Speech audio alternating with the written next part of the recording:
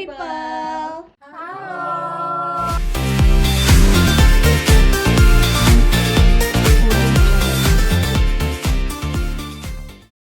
Kembali lagi pada episode terbaru dari PR The Series edisi PR Profile yang berkolaborasi dengan Radar Diskusi. Nah, pada video kali ini kita kedatangan salah satu tamu yang pastinya luar biasa. Beliau adalah salah satu mahasiswi aktif dari jurusan kebanggaan kita, yaitu Kak Sang Ayu Gekfa. Halo, Kak. Beliau adalah mahasiswi aktif Digital Public Relations angkatan 2023. Sebelumnya, kenalin saya Tasya Amalia Siregar, mahasiswi Digital Public Relations yang akan menemani serta membantu perbincangan yang pastinya sangat menarik, yang dimana dalam menggali potensi diri sebagai mahasiswa Digital Public Relations. Halo Kak Gekfa. Halo Tasya. Sebelumnya aku mau ngucapin terima kasih atas kesempatannya serta sudah meluangkan waktunya untuk bisa hadir pada acara kali ini. Gimana kabarnya Kak Gekfa? Astungkara, alhamdulillah baik. Tasya gimana? Alhamdulillah baik juga. Oh iya, aku mau tanya-tanya sedikit nih, kesibukan kakak tuh sekarang tuh apa aja? Boleh dong ceritain. Oke, next kesibukan aku masih menjadi mahasiswa aktif semester 4 ya, diterjang dengan mata kuliah kayak riset kuantitatif, itu udah mulai prepare untuk mini skripsi. Terus untuk kalau yang kegiatan public speaking lainnya itu masih aktif jadi freelance MC, moderator atau voice over talent. Terus aku juga masih kerja di BPA. Wow. BPA itu kan kita ada badan mentoring agama. Nah, kerja jadi mentor juga di BPA gitu. Itu aja sih. Tapi masih aman dong ya sama tugas-tugas yang aman. soalnya kan harus bisa membagi waktu nih Benar. antara di public speakingnya kakak, freelance MC, moderator dengan tugas-tugas kuliah. Keren banget, tepuk tangan dong. Oh iya, Kak Gekfa ini setelah aku lihat dari profilnya bisa terima freelance MC, moderator ataupun voice over gitu ya. Seperti kemarin Kak Gekfa itu pernah mengisi acara PKKMB Prodi Fakultas Komunikasi dan Ilmu Sosial 2024. Lalu juga Kak Gekfa menjadi MC pada acara The Approach 2024. Gimana sih rasanya bisa mengisi acara yang luar biasa itu? Sebenarnya cukup challenging ya, apalagi kalau untuk MC di The Approach itu kan sama maba yang dimana kita harus jadi representasi mahasiswa PR banget nih gimana. Nah, untungnya pada saat itu mungkin Tasya juga ikut di The Bener Approach. banget, saya mabanya kemarin. Nah itu, jadi kayak lumayan heboh juga dan itu cukup puas juga sama hasilnya, sama kinerja aku di situ. Terus untuk di PKKMB Prodi, thanks juga buat teman-teman dari panitia yang udah percaya sama aku, karena di situ challengingnya adalah sama mahasiswa balik lagi sama mahasiswa. Kita representasi dari jurusan kita sendiri, terus ketemu sama narasumber itu kan alumni ya. Betul. Jadi kayak kita juga harus sharing sama mereka dan insightful banget, karena satu lagi itu udah jadi content creator yang lumayan gede engagementnya, terus satu lagi jadi konduktor di kereta cepat di bus gitu. Nah jadi kayak challengingnya itu cukup di tektokan sama narasumber atau gimana kita ngebangun chemistry sama narasumber. Iya, biar saling nyambung gitu kalau ngobrol, bener ya. Juga kita harus bisa membangun semangat para maba-maba biar bisa saling mancing ya. Berkontribusi sesamanya. Terus Kak Gekfa ini kan sering ya jadi MC, jadi moderator. Pastinya dalam menjadi MC itu bukan hanya mempersiapkan dari segi penampilan, segi diri saja, tapi kita juga harus bisa mempersiapkan public speaking kita, peribahasa kita, tingkah laku kita.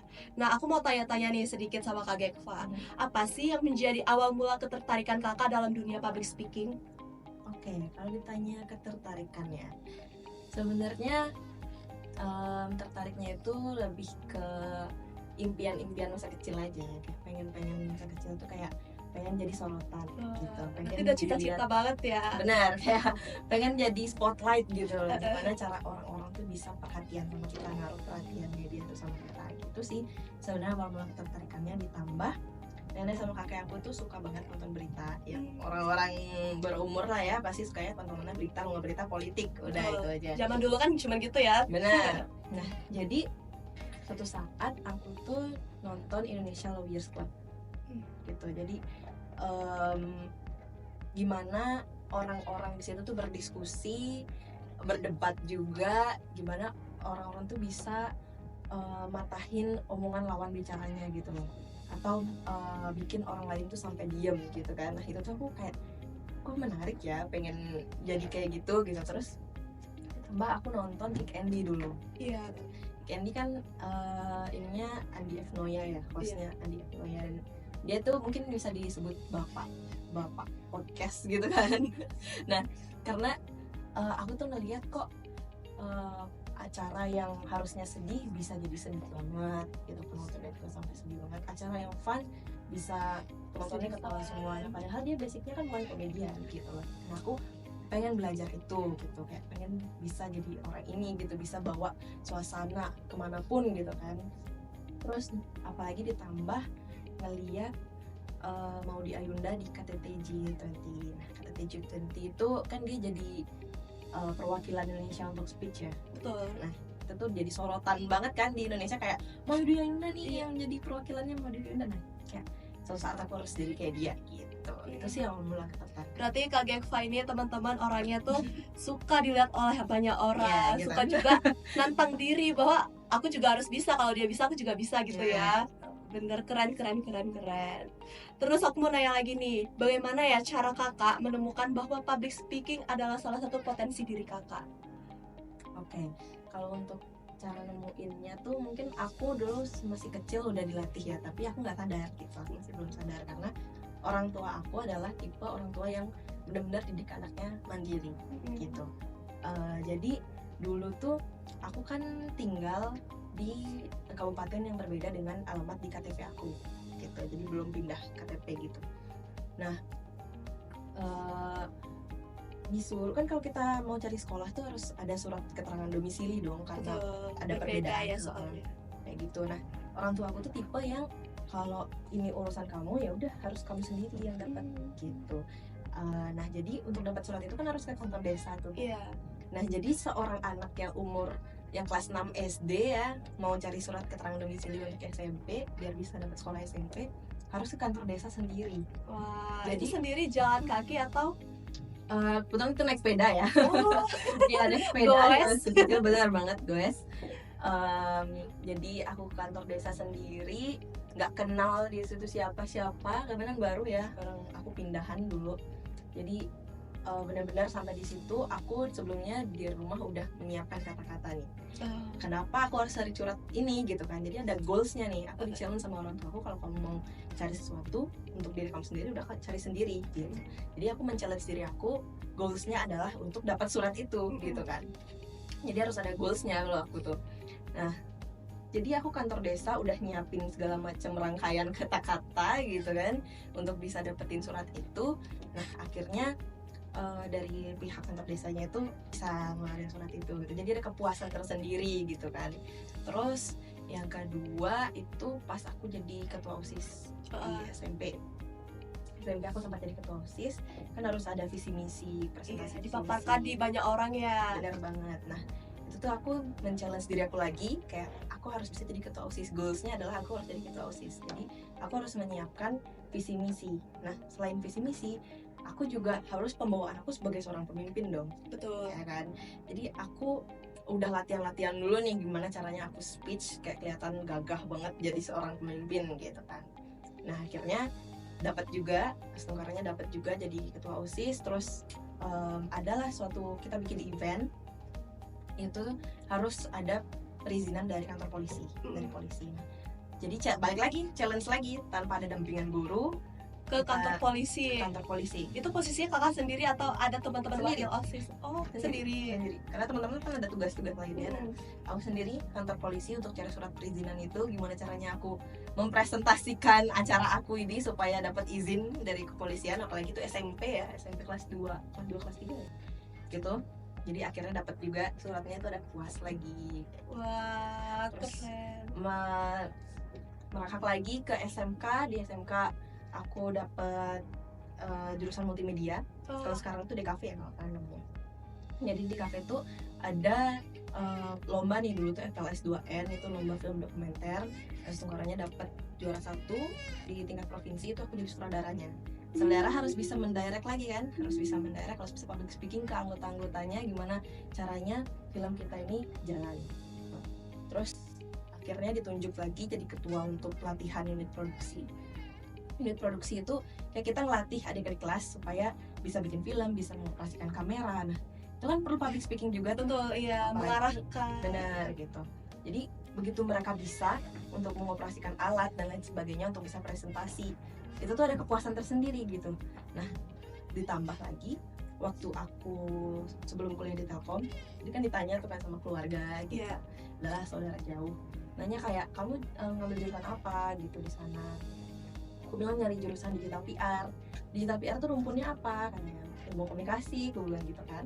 Jadi dah langsung tuh, ngapain belajar ngomong doang jauh-jauh ke Bandung gitu. Emang di sini nggak bisa belajar ngomong, nggak semua orang bisa dapat seni untuk ngomong gitu. Semua orang bisa ngomong, tapi nggak semua orang bisa dapat seni untuk ngomong gitu kan.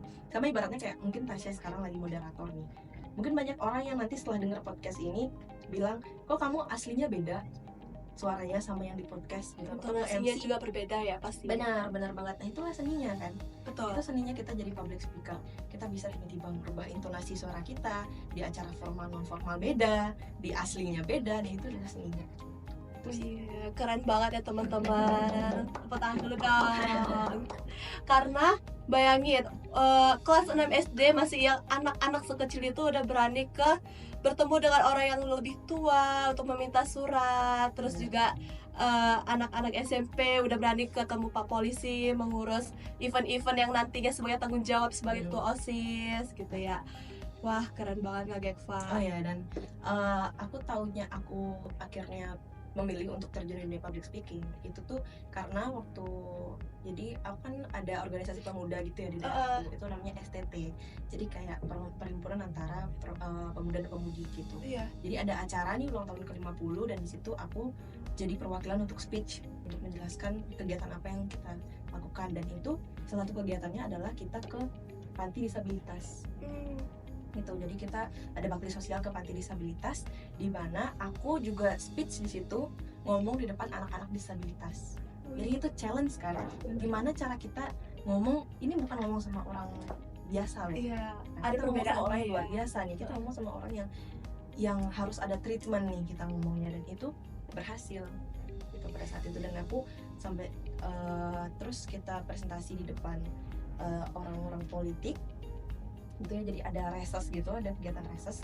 Nah itu tuh mereka ngajak diskusi tentang apa nih yang diperlukan sama pemuda-pemuda, dan di situ aku speak up juga apa keperluan kita di desa gitu ya.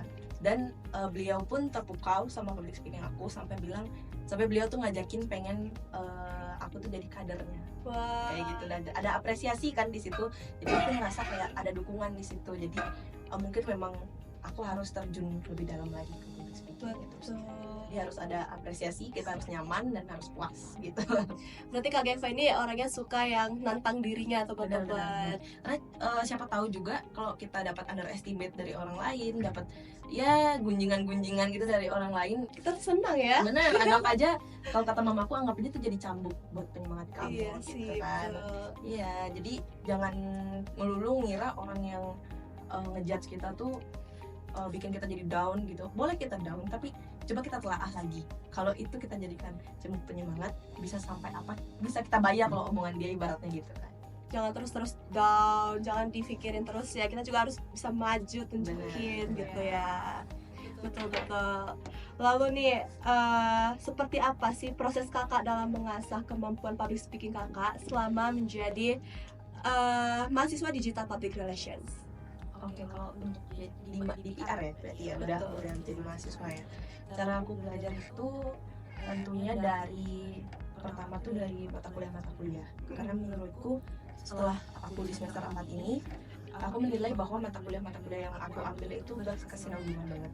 Jadi dulu tuh dapat mata kuliah public speaking, terus dapat mata kuliah protokoler. Gimana itu nyambung kuliah tuh. Ya, aku awalnya kayak berpikir ini kenapa ya kita dapat protokoler, untuk apa ya gitu, selain untuk di kehumasan gitu. Ternyata di public speaking seandainya kita jadi MC atau jadi moderator, kita tahu protokoler, ada hal atau ada rundown yang kiranya kurang tepat, itu kita tahu. gitu kan. Ibaratnya penyebutan nama dari yang terhormat segala macam, kita tahu mana susunannya gitu. Jadi ternyata emang berkesinambungan ya gitu. Terus ya memang harus banyak-banyak baca sih. Terus harus banyak-banyak baca karena public speaker itu harus kaya sama kosakata kan. Iya. Apalagi ditambah kalau kita acaranya semi formal atau non formal, kita harus banyak bridging. Kalau kita nggak punya stok kata-kata, gimana cara kita untuk bridging gitu. Bingung, malah nanti kebelit-belit jadi omongannya ya takutnya. Benar banget. Terus kita juga harus melibatkan audiens karena Ya. Selama yang aku pelajari ini kan kita kalau public speaking harus dua arah gitu kan. Harus dua arah, komunikasi dua arah, two way communication gitu kan. Nah, jadi kita harus melibatin audiens, kita harus punya ethos logos pathos kan, itu aku dapatin di mata kuliah sebelumnya. Ethos logos pathos itu yang harus dimiliki sama seorang public speaker. Kenapa? Yang pertama, ethos itu kredibilitas kan. Kenapa kita harus punya kredibilitas? Karena gimana orang percaya untuk kita ngisi di sini. Misalnya kayak aku duduk di sini pun itu karena kepercayaan kalian, Betul. gitu kan? Nah, kepercayaan kalian karena memang aku juga ada pengalaman di bidang public speaking. Meskipun aku juga masih belajar sampai sekarang. Terus personal branding, gimana cara membangun ethos, salah satunya dengan personal branding. Tapi dengan catatan, menurut aku nih ya, kita harus bisa mempertanggungjawabkan personal branding itu, Ya. gitu loh.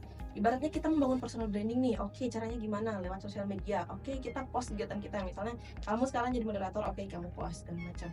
Tapi real life kamu orangnya sering telat, sering terlambat. Jadi rusak ya proses Benar, brandingnya. apakah kredibilitas kamu itu masih dikatakan kredibel gitu loh? Mungkin masih kredibel karena kamu masih punya kompetensi, tapi dari orang lain itu akan berkurang gitu loh. Iya. Jadi, Orang-orang akan melihat palsu di media sosial itu hanya palsu, hanya iya, cuman gitu. untuk biar membanggakan diri, padahal aslinya nggak seperti itu ya. Benar, makanya hati-hati sama personal branding. Kalau kita bikin personal branding, kita harus mempertanggungjawabkan personal branding itu gitu loh.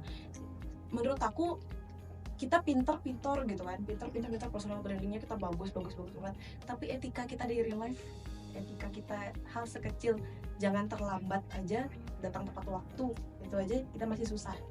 Terus logos ya, gimana kita berpikir secara logika, menggunakan logika, kita ngomong harus sesuai dengan logika, gimana kita tahu audiensnya. Yang pertama kita harus ngomong itu, kita tahu audiensnya siapa.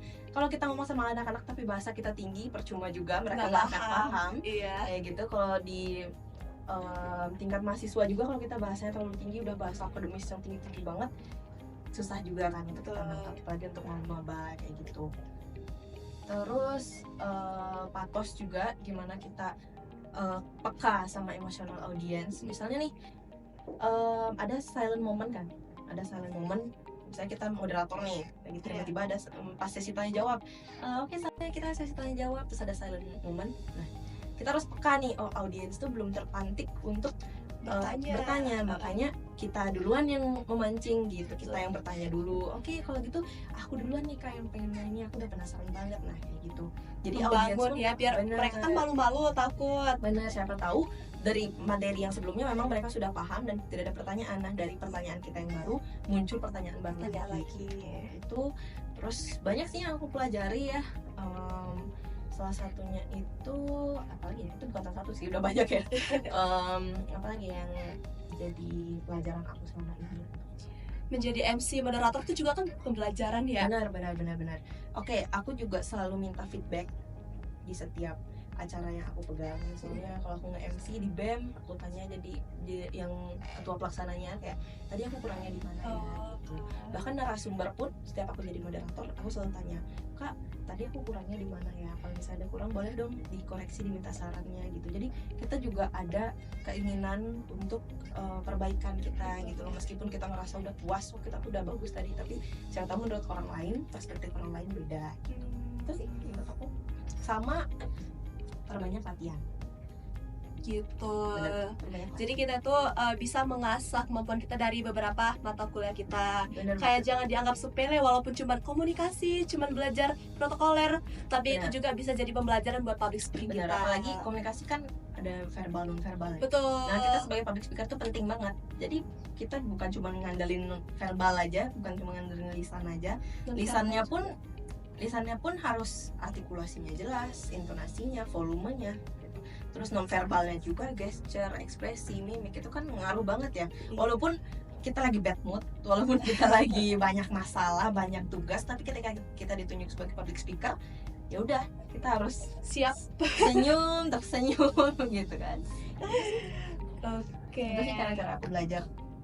Terus boleh nggak Kak ceritakan pengalaman Kakak yang paling berkesan selama mengisi acara public speaking, terkhususnya di Telkom University, apa aja itu? Oke, banyak sih sebenarnya pengalaman mengesankan aku. Salah satunya tuh The Approach, karena tadi ya yang lumayan heboh. Iya. Jadi aku terpancing untuk aku harus bisa membawa acara yang fun lebih dari itu lagi gitu. Terus di MC Market Day, jadi Market Day tahun lalu itu kan bertepatan sama ulang tahunnya Telkom.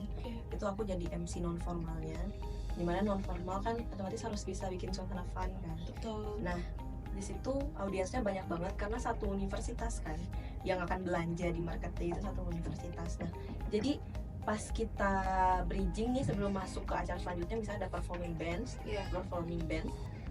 Jadi ada nih orang-orang yang belanja, nah itu kita tanya-tanyain. Nah, kita tuh juga harus pintar-pintar milih orang gitu loh. Kalau orang lagi ekspresinya bad mood segala macam, terus kita tanyain, mungkin dia bakal jawabannya nggak sesuai sama yang kita ekspektasikan gitu kan, malah jadi awkward nih jadinya gitu. Nah itu harus peka, kita tuh harus peka sama keadaan gitu. Tuh terus PKKB Prodi kemarin juga seru banget. Thank you buat teman-teman panitia yang udah merekomendasikan aku. Semoga Tasya bisa jadi the next-nya. Amin, insyaallah. Gitu sih, karena banyak insight banget dan kita harus merepresentasikan diri sebagai mahasiswa PR ya di hadapan maba-maba PR. Kita harus bisa mempresentasikan prodi kita gitu loh. Mahasiswa digital PR tuh seperti ini, public speaking-nya itu seperti ini. Terus aku juga waktu dulu ada tugas di mata kuliah public speaking, itu kita bisa milih kita mau pidato atau mau entertain. Nah aku baik lagi aku men-challenge diri aku, karena teman-teman aku lihat banyak yang pidato gitu, banyak yang storytelling. Sepertinya aku memilih untuk entertain, jadi situ aku stand up. Oh, bisa. Nah itu kan, jadi aku men-challenge. Itu aku, kalau teman-teman di sini ingat nih, ada teman-teman sekelas aku, itu ada aku stand up-nya itu tentang perempuan gitu loh, kayak kegelisahan perempuan, kayak perempuan dibilang ribet segala macam. Nah, jadi kayak yang cewek-ceweknya setuju, yang cowok-cowoknya nggak setuju gitu kan. Nah, itu jadi membangun suasana kelas gitu ya. Benar-benar, jadi rame banget. Dan itu seru juga, sukses juga. Itu berkesan sih menurut aku. Keren banget teman-teman. Ternyata banyak acara yang telah diisi sama Kak Gekva ini. Oke, aku mau nanya lagi nih. Kakak ini kan sering ya menjadi MC, menjadi moderator.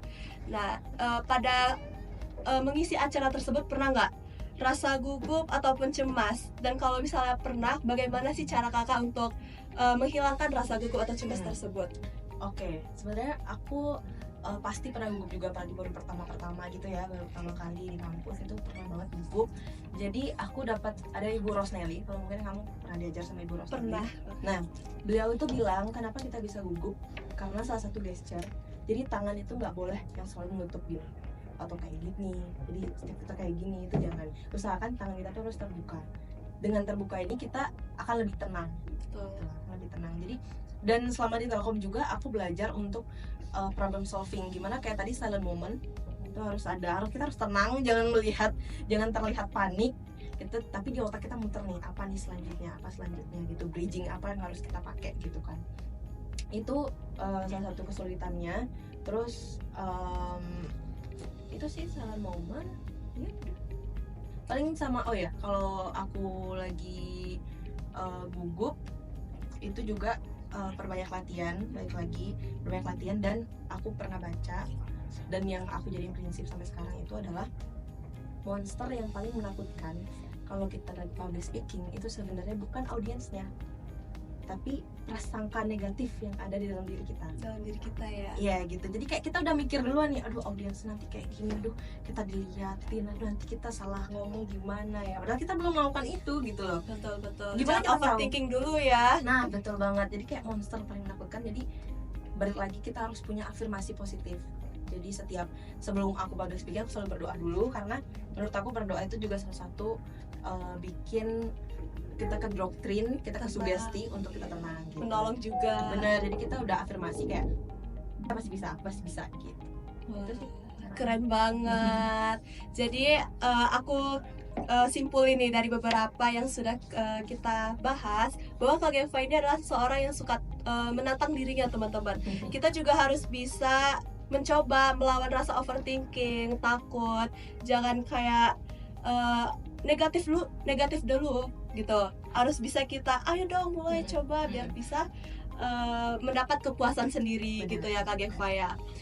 Sebelumnya aku mau ngucapin terima kasih sama Kak Geva karena udah bisa sharing-sharing, berbagi pengalaman, cerita di acara PR The Series ini. Sebelumnya terima kasih semuanya teman-teman. Selamat Sampai sampai jumpa. jumpa.